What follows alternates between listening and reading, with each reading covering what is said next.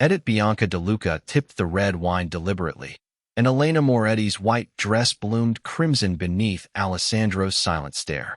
Crystal chimed against china as the glass settled back onto the table. Around the private dining room, conversation died so completely that the low hum of the ventilation system became audible. Elena stood beside her chair, one hand braced beneath the curve of her pregnant belly, the other holding a linen napkin against the spreading stain. The room smelled of roasted rosemary, polished walnut, and sharp red wine. Across from her, Bianca smiled. "Careful," Bianca said lightly. "You know how difficult stains can be to remove once they set." Alessandro Moretti sat at the head of the table beneath a bronze chandelier, his black suit immaculate, his face unreadable. Men who had ordered killings on his behalf would not meet his eyes when he looked like that. Elena did. She waited for him to speak. Bianca leaned back, one jeweled finger circling the rim of her glass. "Although I suppose some things are easier to replace."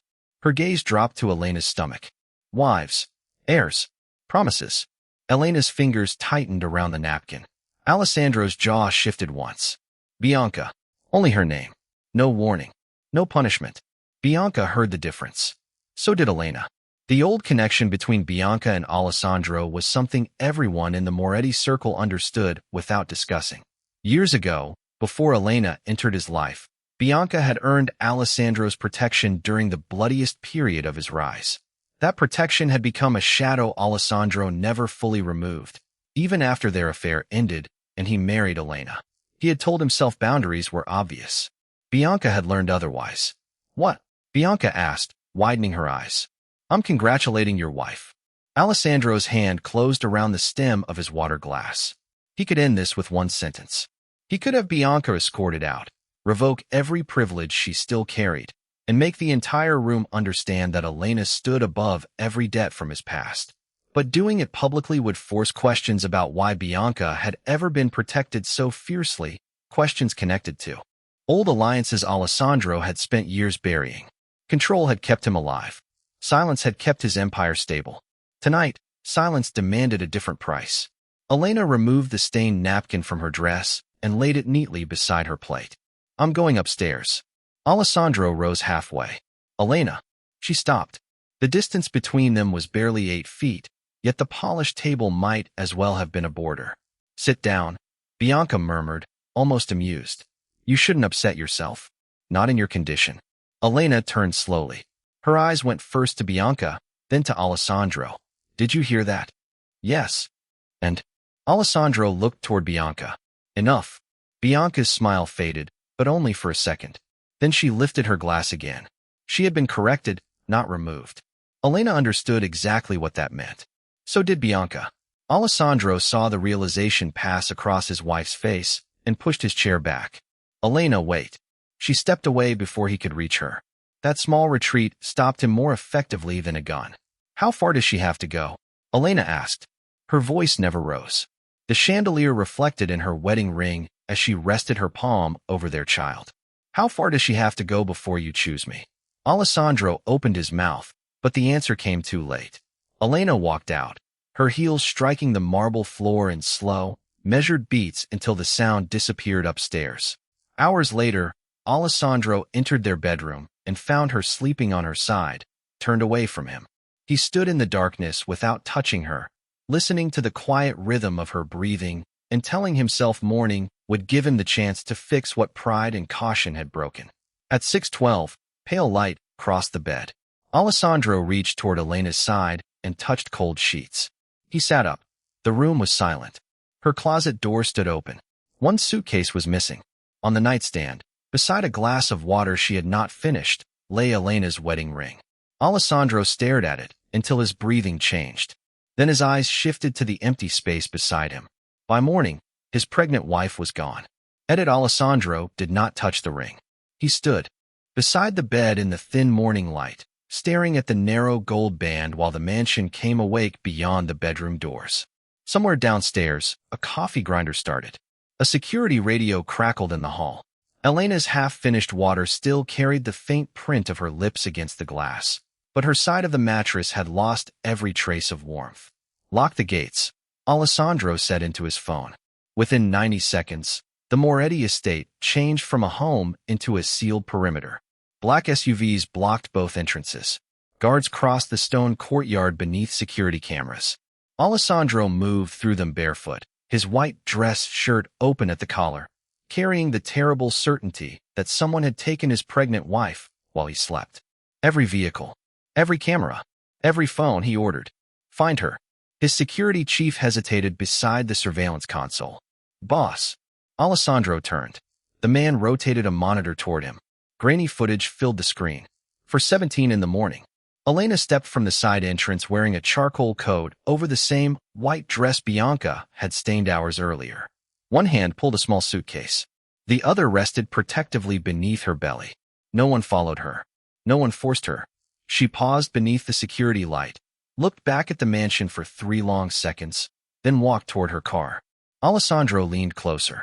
Where was the gate team? She told them she needed air. And they let her drive? She is Mrs. Moretti. The answer landed harder than disobedience. Elena had not escaped his guards. They had obeyed her. On screen, her sedan passed through the iron gates at 4:21. Alessandro reached for his phone. Tracked the car.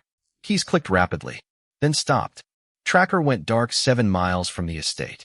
Alessandro's eyes narrowed. Malfunction? No. Another screen displayed the vehicle diagnostics. Manual disconnect.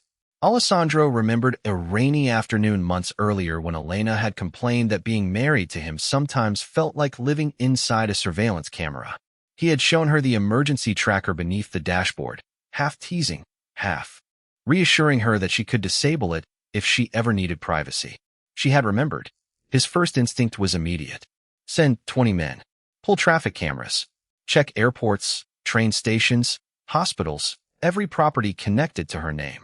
He could turn Manhattan inside out before breakfast. Get the teams moving, his security chief said. Alessandro looked again at the frozen image of Elena leaving alone. No, the room went still. Sir, nobody follows her. Alessandro straightened. Nobody contacts her friends. Nobody pressures anyone she trusts. If Elena left because this house stopped feeling safe, I will not prove her right by hunting her. Saying it cost him something visible. His hand opened and closed once beside his thigh. Find out what happened here instead. Last 30 days. Every access record involving Bianca. Every instruction issued in my name concerning my wife. Quietly, he returned upstairs alone.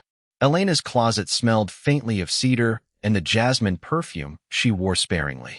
Most of her clothes remained exactly where they belonged, but the small leather suitcase from the upper shelf was gone.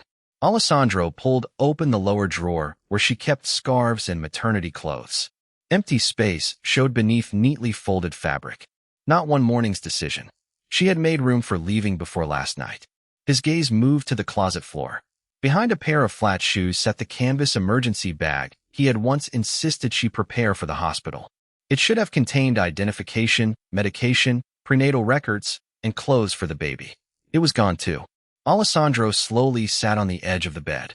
Last night had not made Elena leave. Last night had convinced her it was finally time. Then he noticed the envelope beneath the wedding ring. Cream paper. His name written across it in Elena's handwriting. He picked it up, but did not tear it open. A line was written beneath his name, smaller and steadier than the first. Open this only when you finally want the truth. Alessandro looked from the envelope to the ring, then toward the empty doorway through which his wife had walked before dawn. Downstairs, men were waiting for an order to bring Elena Moretti home. Alessandro reached for his phone instead. Cancel the search, he said. She chose to leave. His thumb slid beneath the envelope flap. Now I need to understand why. Edit. Alessandro opened Elena's envelope with the same hand that had once signed orders capable of moving armed men across 3 states. Yet the paper trembled against his thumb. Inside were no accusations, no dramatic farewell, no plea to be found. There were dates, short notes, printed screenshots, photographs. Each page was clipped with quiet precision, as if Elena had known emotion would be dismissed unless she turned it into evidence. The bedroom remained cold behind him, carrying the faint scent of jasmine from her closet and the dry rustle of paper each time he turned a page. March 3rd. A bouquet of white lilies delivered with no card. Elena had photographed them on the kitchen counter, then written beneath the image, Bianca, where's this perfume? March 18th. A message from an unlisted number. You can carry his child. You will never carry his loyalty. Alessandro's breathing slowed. April 2nd. Another message. Ask him where he was the night before your wedding. He knew the answer. Bianca had called that night after midnight, claiming someone connected to an old Moretti alliance was threatening her. Alessandro had gone because an old promise required him to. He had never told Elena. April 27th. A photograph showed the passenger door of Elena's car scratched from handle to handle. Beneath it, one sentence. Security said the cameras failed for 11 minutes. Alessandro stopped turning pages. He looked toward the hallway. Marco, his security chief, appeared within seconds. Alessandro held out the folder. Who had access to the East Garage cameras in April? Your household command staff. Me. 2 senior guards. Marco hesitated. And anyone carrying executive authorization. Bianca. Marco's silence answered first. Her old clearance was never fully removed. Alessandro's eyes lifted. Why? Because your standing order said Ms. DeLuca was never to be denied protection or entry during an emergency. Alessandro looked back at Elena's handwriting. His order. His protection. His wife had been living inside consequences he had created. He turned another page. May 12th. Elena had written, she told me no one would believe me because everyone in this house knows what she means to him. May 19th. Bianca had appeared at a restaurant where Elena was meeting her obstetrician after a charity luncheon. May 26th. A sealed envelope had been left beneath Elena's pillow containing an old photograph of Alessandro and Bianca together, taken years before his marriage. On the back, he only gave you the name. I kept the part of him that matters. Alessandro rose so abruptly the chair legs scraped across hardwood. Bring Bianca here. Marco looked toward the folder. Now. Alessandro's hand tightened around the pages. Last night, he would have answered Bianca's cruelty with containment. This morning, the rules had changed. No, he stopped himself. The word came quieter. If I drag her here before I understand what Elena endured, I turn this into Bianca's confrontation again. He gathered every page and walked downstairs. Sunlight spilled across the marble foyer where Elena had passed hours earlier with her suitcase. Alessandro stopped beneath the chandelier. Pull Bianca's access history for the last 90 days. Nothing else. No contact. No threats. No warning. Marco nodded. And Elena? Alessandro looked toward the front doors. She asked not to be hunted. He swallowed once. So we respect that. Minutes later, a secure tablet lit on the dining table. The access report loaded line by line. Bianca's name appeared once, then again, then again. 23 visits. Alessandro knew of 6. Several entries had been deleted after midnight and restored only from the backup server. Marco leaned closer. Someone used executive credentials. Alessandro's face went still. Whose? Marco rotated the screen. At the top of every erased entry was the same authorization signature. A.Moretti.primary, Alessandro's own command code.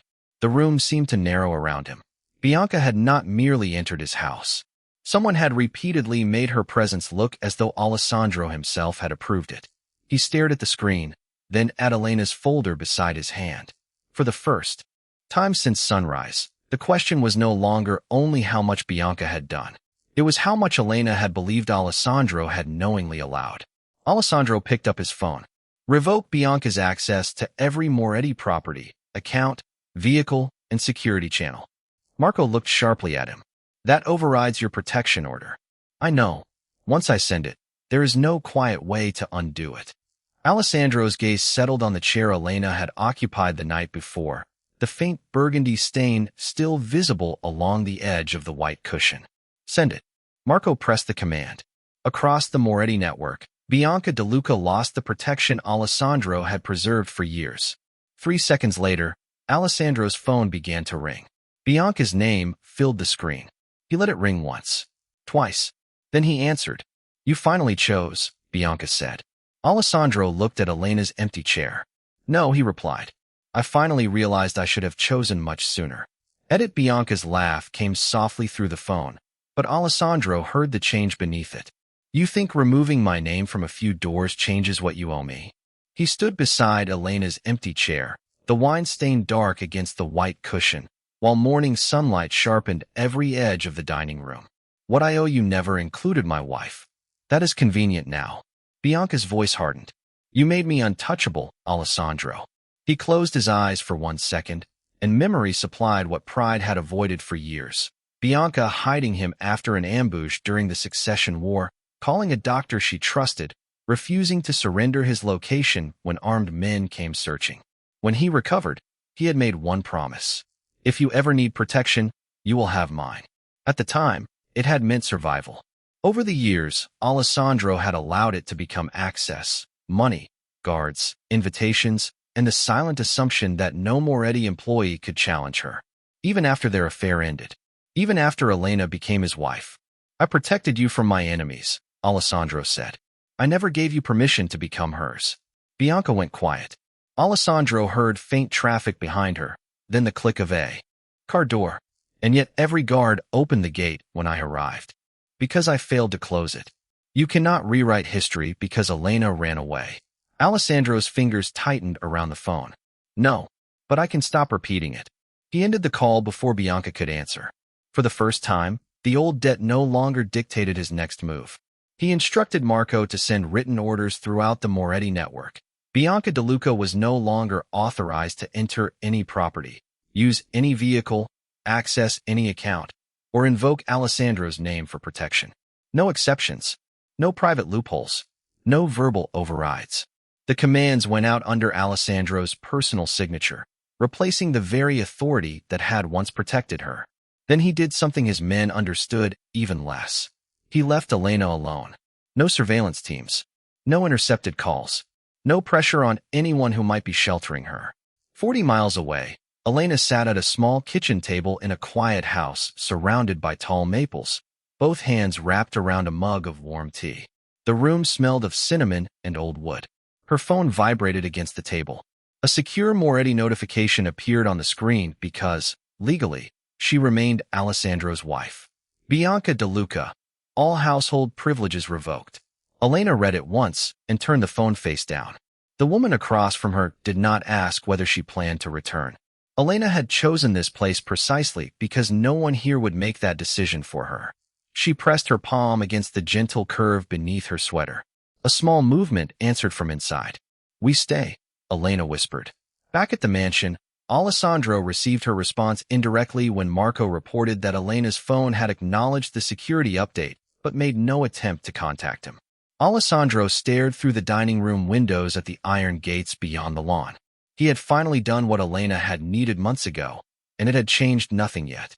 His phone rang again. Bianca. He rejected it. She called twice more. On the 4th attempt, a voice message arrived. Alessandro almost deleted it. Then Bianca's words played through the quiet room. You want to make me the villain because that is easier than admitting why Elena really left. Fine. Take away everything you gave me. But before you convince yourself last night was the worst thing your wife survived, ask her why she was alone at her doctor's office last week. The message ended. Alessandro did not move. Marco, standing several feet away, watched his face. What happened last week? Alessandro asked. I don't know. Find out. Then he stopped. The command sounded too familiar, too much like the man who believed every problem could be conquered by sending someone else toward it. He picked up his coat instead. No. Give me the household schedule. Nothing private from Elena's medical records. Marco brought up the calendar on the tablet. Alessandro scrolled to the previous week. Thursday, 2:15. Prenatal appointment. Cancelled. A notation beneath it read, patient requested cancellation. Alessandro remembered Thursday. Elena had eaten almost nothing at dinner. She had kept one hand against the underside of her belly and gone upstairs before 9. He had asked whether she was tired. She had said yes. He had accepted the answer because accepting it required nothing from him. Alessandro looked at the cancellation again. Did Elena cancel this? Marco's silence stretched. Alessandro set the tablet down. He no longer needed another enemy to punish. He needed to understand what his wife had been forced to face while he was still calling his home safe. Verify only how the cancellation was submitted, he said. And then stop. Marco nodded. Alessandro looked toward the staircase Elena had descended alone before dawn. If she needed that appointment, he said quietly, then last night wasn't when I failed her. Edit the cancellation had not come from Elena's phone. Marco confirmed it before noon, standing in Alessandro's study with a tablet glowing against the dark wood desk, while rain tapped lightly against the tall windows. The request had been submitted through the Moretti household portal using Elena's profile, then authenticated through a device registered to one of Bianca's old security credentials. Alessandro stared at the screen without blinking. "That is enough," he said. Marco waited. "Enough for what?" Alessandro pushed the tablet away. "Enough to stop pretending this is about jealousy." He did not ask for more records. He did not summon Bianca. Instead, he called the obstetric practice himself. The receptionist would confirm only that an appointment had been canceled electronically. Alessandro accepted the boundary until one sentence changed everything. "Mr. Moretti," she said carefully. Mrs. Moretti came in later that night through the hospital. His grip tightened around the phone. The study smelled of leather, coffee gone cold, and rain drifting through the cracked window. "Why?" A pause. "You need to ask your wife." Alessandro closed his eyes. "Was she alone?" Another pause. "Yes." That answer was enough. He ended the call and stood so quickly the chair rolled backward across the rug. Marco reached for his phone. "I can find out which hospital department." "No," Alessandro's voice cut through the room. "We are done taking things from her because we can." He walked to the window, then stopped at the reflection of himself in the glass. The man staring back had spent years believing protection meant guards, locked gates, armored cars, and men who obeyed without question. Elena had crossed those same gates before dawn because none of it had protected her from the one danger he had allowed inside. Alessandro picked up the cream envelope from Elena's folder. Near the bottom of the last page, a line he had skimmed earlier now stopped him cold. "Thursday. Bleeding. When alone. Baby okay for now." He read it twice. Then a third time. The room narrowed to the sound of rain. "Last Thursday, while Elena sat beneath hospital lights with blood on her clothes and fear she had documented in 3 controlled words, Alessandro had been across town handling a crisis Bianca insisted could not wait. A security scare. A threatened leak. A problem that had vanished by morning. Bianca had not merely taken advantage of his absence. She had created one. Alessandro reached for the phone. Marco watched him. "Bianca." "No." Alessandro dialed legal counsel first. Then finance. Then security. By 3 o'clock, every privilege tied to Bianca's name was permanently severed, not suspended. The old protection agreement was formally revoked. The properties she used through Moretti channels were reclaimed. The discretionary accounts Alessandro had maintained for years were frozen pending review. Most importantly, he signed an internal order that no personal debt, past promise, or family loyalty could ever override Elena's safety again. It was not temporary. It could not be quietly reversed after emotions cooled. Alessandro placed his signature beneath the final page and slid it across the desk. "File it." Marco looked at the document. "Once this is recorded, everyone will know you chose your wife over an old alliance." Alessandro looked at Elena's wedding ring resting beside the envelope. "I should have made that clear before she ever had to ask." The words from the dining room returned with brutal precision. "How far does she have to go before you choose me?" Alessandro picked up the ring but did not put it in his pocket. He set it back exactly where Elena had left it. Then his phone lit with a message from an unknown number. No threat. No demand.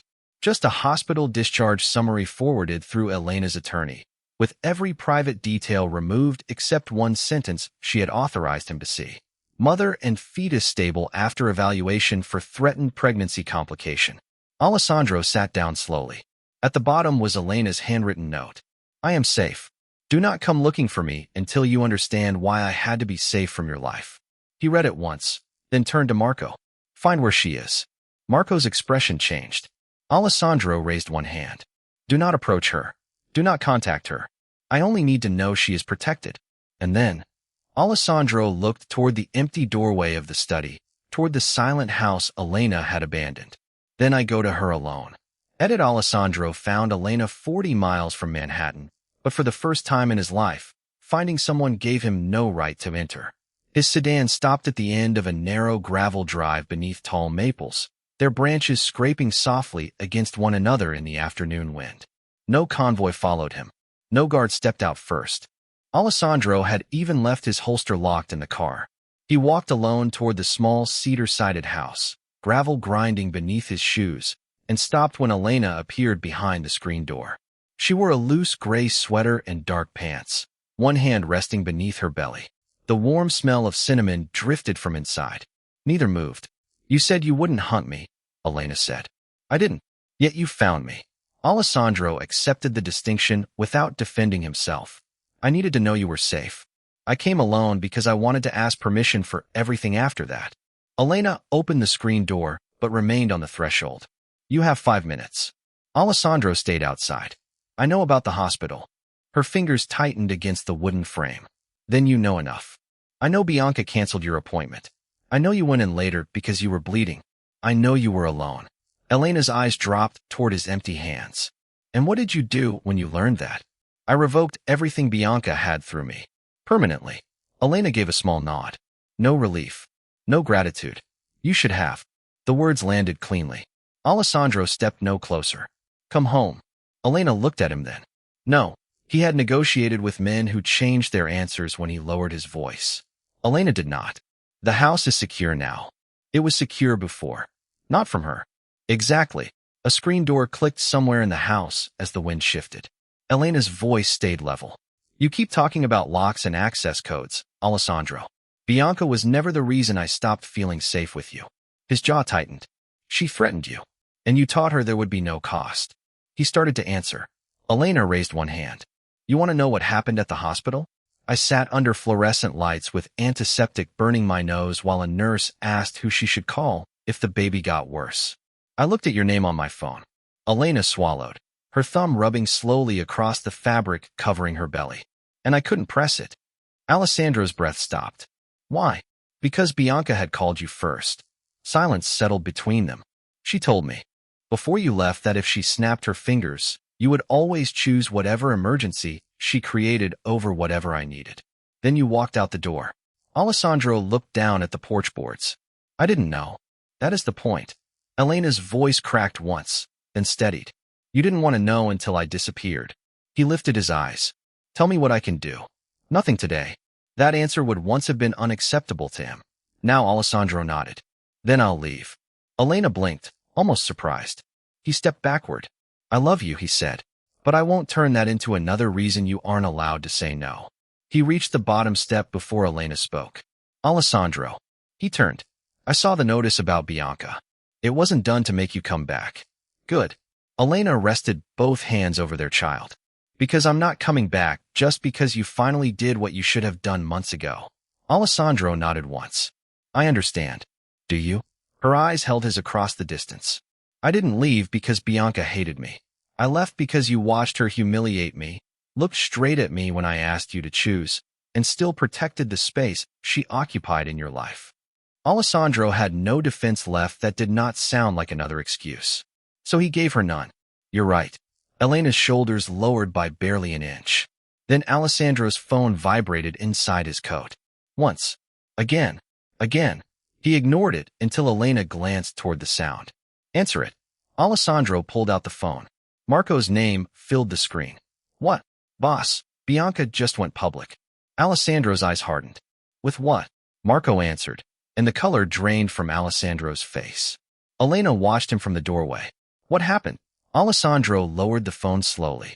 She released private messages and photographs. Of who? He looked at Elena's hands covering their unborn child. You. Elena went completely still. Alessandro's phone vibrated again as the first notifications began spreading across the screen. Bianca had lost access to the Moretti house, so she had attacked the one thing Alessandro could not restore with a security code, Elena's name. Edit. Alessandro returned to Manhattan with Elena's name spreading across phones faster than any order he could issue. By the time he entered the Moretti dining room, the same white cushion Bianca had stained the night before sat beneath a wall of glowing screens. Headlines questioned Elena's loyalty. Cropped photographs placed her beside men she had met only at charity events. Edited messages suggested the baby might not be Alessandro's. Marco stood near the windows, the blue light from his tablet cutting across his face. We can bury this, he said. Threaten the publishers, buy the servers, make the accounts disappear. Alessandro looked at Elena's empty chair. And tomorrow? Marco said nothing. Another lie. Another silence. Another room where everyone knows I'll protect the wrong person. Alessandro picked up his phone. Call the family council. Marco stared at him. All of them. All of them. 2 hours later, the Moretti council chamber was full. Men in tailored suits sat beneath warm brass lights, the air carrying cigar smoke, espresso, and the dry scent of old leather. Bianca stood at the far end of the table in black silk, chin lifted, her expression composed. Alessandro entered alone. No Elena. No armed display. No threat. Bianca smiled when he sat down. You finally understand, she said. This can still be fixed. Alessandro folded his hands. Yes. Her smile deepened. Good. By ending it in front of everyone who helped my silence become your power. The room shifted. Chairs creaked. Bianca's face changed by a fraction. Alessandro placed a folder on the table. Not private medical records. Not Elena's intimate messages.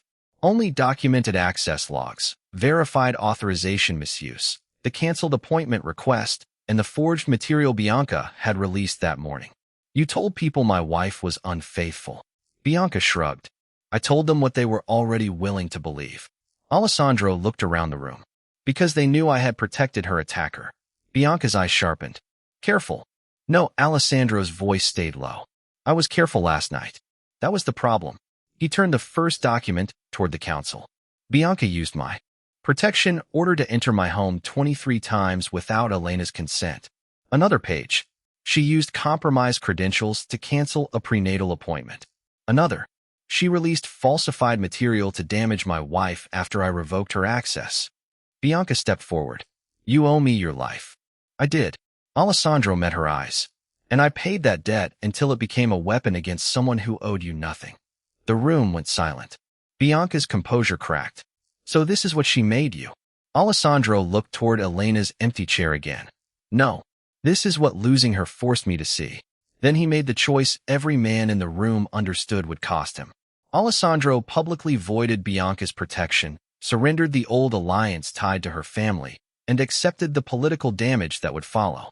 He also ordered the forged material turned over to attorneys and financial investigators, refusing the easier private punishment everyone expected from him. You are choosing embarrassment over power, Bianca said. Alessandro stood. I already chose power once. His gaze hardened. My wife paid for it. Marco's phone vibrated. He glanced at the screen, then crossed the room quickly. Boss. Alessandro turned. Something in Marco's face erased the chamber around him. What? Elena was taken to the hospital. Alessandro's hand flattened against the table. Why? Premature labor. The doctor says there are complications. For 1 second, Bianca, the council, the alliance, and the empire disappeared from Alessandro's expression. He moved. Fast. At the door, Bianca called after him. You walk out now, you lose everything you built. Alessandro stopped without turning. The white wine-stained cushion from the dining room flashed through his mind. Elena standing 8 feet away. How far does she have to go before you choose me? He opened the door. Then I lose it. And for the first time, Alessandro Moretti walked away from power while every man in the room watched him choose his wife. Alessandro reached the maternity floor as Elena's contractions were coming 4 minutes apart. Fluorescent light washed the corridor pale blue, rubber soles squeaked across. Polished tile, and the air carried the sharp smell of antiseptic. He reached her door and stopped. A nurse stepped between him and the handle. Mrs. Moretti left instructions. No one enters without her permission. Months earlier, Alessandro would have treated a locked door as an obstacle. Tonight, he lowered his hand. Ask her. Inside, Elena heard him through the door. Not demanding, not invoking his name. Waiting. Another contraction tightened across her body, and she gripped the bed rail until her knuckles whitened. The fetal monitor pulsed beside her with fast electronic beats. Let him in, she whispered. Alessandro entered without his coat, his collar open, his hands empty. Elena saw him and immediately looked away. Do not promise me everything will be fine. I will not. Do not tell the doctors what to do. I will not. Her eyes returned to him. Then stay. He crossed the room only after she extended her hand. The next contraction struck harder. Elena crushed his fingers while Alessandro stood beside her, powerless against the pain and refusing to retreat from it. When the physician explained that the baby needed to be delivered soon, Alessandro instinctively stepped forward. Elena tightened her grip. He stopped. The decision belonged to her. She asked questions between measured breaths, listened to the risks, then nodded. Do it. Alessandro signed nothing she could sign herself, ordered nothing she had not requested. He simply stayed where she had chosen to place him. The room accelerated around them. Wheels rattled over tile. Paper packaging tore open. Monitor tones sharpened. Alessandro walked beside Elena's bed until the operating doors forced him to stop. Her fingers caught his sleeve. You are coming. It was not forgiveness. It was permission. He followed. Under the bright surgical lights, Alessandro could command nothing. He could only hold Elena's hand while she fought for their child. At one point, an alarm changed pitch, and every muscle in his body locked. Elena saw it. Look at me. Months earlier, she had waited across a dining table for him to choose her. Now Alessandro obeyed instantly. He looked nowhere else. I am here, he said. I know. Those two words nearly broke him. Then a thin cry cut through the room.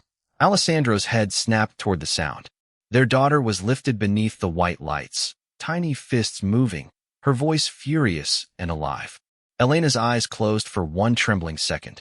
Alessandro bent over her hand and pressed his forehead against it. When the nurse finally placed the bundled baby into his arms, the man who could hold an empire steady could not keep his hands from shaking. Elena watched him stare down at their daughter as though the entire architecture of his life had been reduced to 7 pounds of warmth against his chest. He approached the bed carefully. May I? Elena moved her arm, making space beside her. Alessandro sat. Their daughter settled between them. For several minutes, there was only the soft hiss of oxygen, the monitor's steady rhythm, and the baby's tiny breathing. Alessandro touched one finger to her curled hand. She closed around it. She is safe, he whispered. Elena looked at him. Tonight. Alessandro understood the distinction. Hours later, when the room had dimmed and their daughter slept in the bassinet, Elena spoke again. I heard what you did at the council. Alessandro remained in the chair beside her bed. It needed to be done. You gave up the alliance. Yes. For me. He looked toward their daughter. Because protecting power at your expense was the choice that brought us here. Elena studied him in silence. Then she reached toward the bedside table and touched the bare place on her finger where her wedding ring had once been. Her being born does not mean I am coming home. Alessandro did not move closer. He did not bargain. I know. Elena's gaze stayed on him. And you cannot make me. I know that too. For the first time since she had disappeared before dawn, Elena reached across the distance between them by choice. She placed their sleeping daughter into Alessandro's arms and let her hand remain against his for one quiet second. The battle over whether Elena could be forced back into his life was finished. What remained was harder, whether Alessandro could build a life she would ever choose to return to. Elena did not. Return to the Moretti house when she left the hospital. Alessandro did not ask her to. For the next 4 months, he learned the shape of a life he could not command. He attended every pediatric appointment Elena invited him to, arriving alone and on time.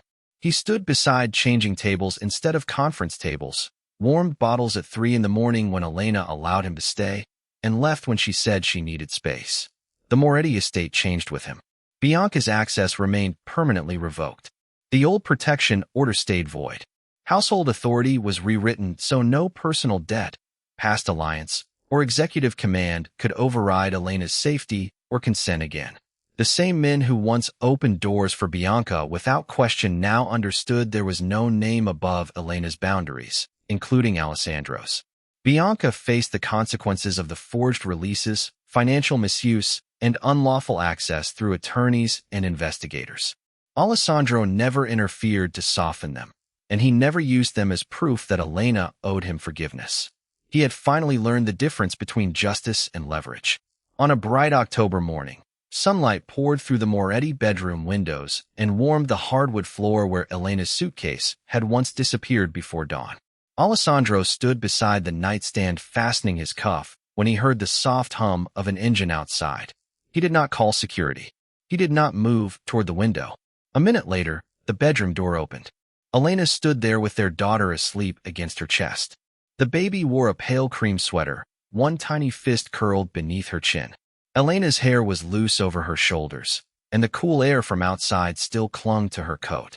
Alessandro stopped breathing for half a second. You did not tell me you were coming. I know.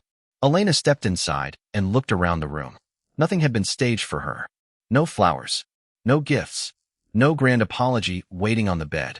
Her side of the closet remained empty because Alessandro had never refilled it. On the nightstand, beside the same water glass he had eventually washed and returned, sat her wedding ring exactly where she had left it months earlier. Elena saw it. Alessandro followed her gaze, but did not reach for it. "I kept thinking about that morning," she said. "So did I. I left because I believed disappearing was the only way to make you understand that I could not live where another woman's place in your life mattered more than my safety." Alessandro nodded once. "You were right to leave." Elena's eyes lifted to his. "I did not want to be right." Their daughter stirred between them, making a small, sleepy sound.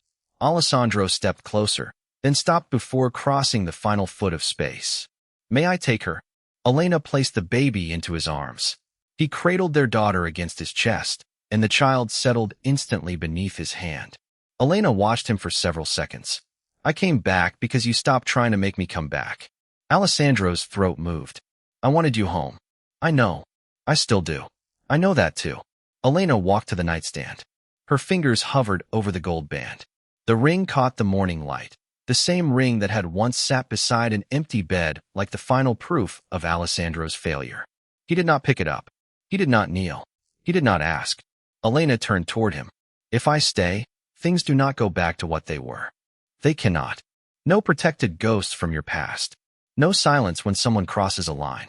No deciding for me because you think power gives you the better answer." Alessandro looked down at their daughter, then back at Elena. "Agreed. And if I tell you something hurts me, you listen before I have to disappear to prove it." His answer came without hesitation. "Always." Elena picked up the ring. For one long moment, she simply held it between her fingers. Then she slid it onto her own hand. Alessandro's eyes closed briefly. When they opened, Elena was standing close enough to touch him. She rested one hand against their daughter's back and the other against Alessandro's chest. "I am not returning to the old house," she said softly. Alessandro looked around the room. "Then we make it new." Elena nodded. Outside, the iron gates opened for the morning deliveries, ordinary and quiet. Inside, no one gave an order. No.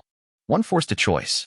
Elena leaned against Alessandro's shoulder while their daughter slept between them, and the ring on Elena's hand warmed slowly in the sunlight.